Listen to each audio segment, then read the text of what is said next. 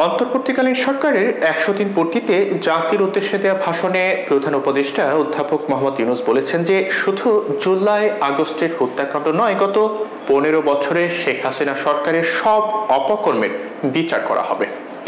রবিবার সন্ধ্যায় প্রায় ৪০ মিনিট ব্যাপী ওই ভাষণে প্রধান উপদেষ্টা বলেছেন, দেশকে গণতান্ত্রিক ধারায় ফেরাতে প্রয়োজনীয় সংস্কার শেষেই দ্রুতই নির্বাচনী রোডম্যাপ ঘোষণা করা হবে।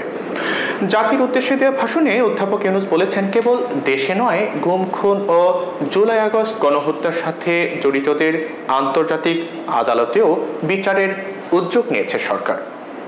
তিনি এ সময় বলেন, অন্তর্বর্তী সরকার সৃষ্টি হয়েছে রাজনীতিকে নীতির কাঠামোয় আনার জন্য এবং রাজনীতির জন্য নতুন পরিবেশ সৃষ্টির নিবিড় আকাঙ্ক্ষা থেকে। জনগণ এবং রাজনৈতিক দলগুলোর প্রতি আহ্বান জানিয়ে ডক্টর ইউনূস বলেন, এই আকাঙ্ক্ষা পূরণ করা থেকে জাতিকে বঞ্চিত করবেন না। ভাষণে রাষ্ট্র সংস্কার কমিশনগুলোর নানা পদক্ষেপের কথাও তুলে ধরেন প্রধান উপদেষ্টা।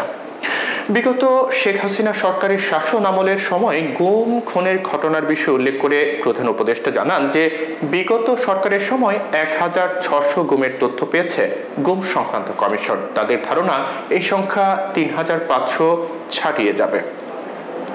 অধ্যাপক ইউনূস বলেন, কমিশনের কাছে গুমের অভিযোগ করতে অনেকে ভয় পাচ্ছেন এই ভেবে যে অভিযুক্ত ব্যক্তিদের দ্বারা তারা আবার আক্রান্ত হতে পারেন, ক্ষতিগ্রস্ত হতে পারেন। আমি আপনাদের আশ্বস্ত করতে চাই, আপনারা দ্বিধাহীন চিত্তে কমিশনকে আপনাদের অভিযোগ জানান। তিনি বলেন, কেবল জুলাই আগস্ট হত্যাকাণ্ডই নয়, আমরা গত ১৫ বছরে সব অপকর্মের বিচার করব।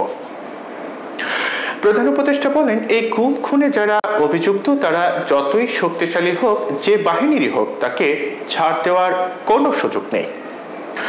অন্তর্বর্তীকালীন সরকারের ১০০ দিনে দুর্নীতি বন্ধে নেওয়া পদক্ষেপ তুলে ধরেন প্রধান উপদেষ্টা অধ্যাপক ইউনূস। তিনি বলেছেন যে সর্বগ্রাসী দুর্নীতির হাত থেকে দেশের সব প্রতিষ্ঠানকে রক্ষা করতে অন্তর্বর্তীকালীন সরকার সচেষ্ট রয়েছে।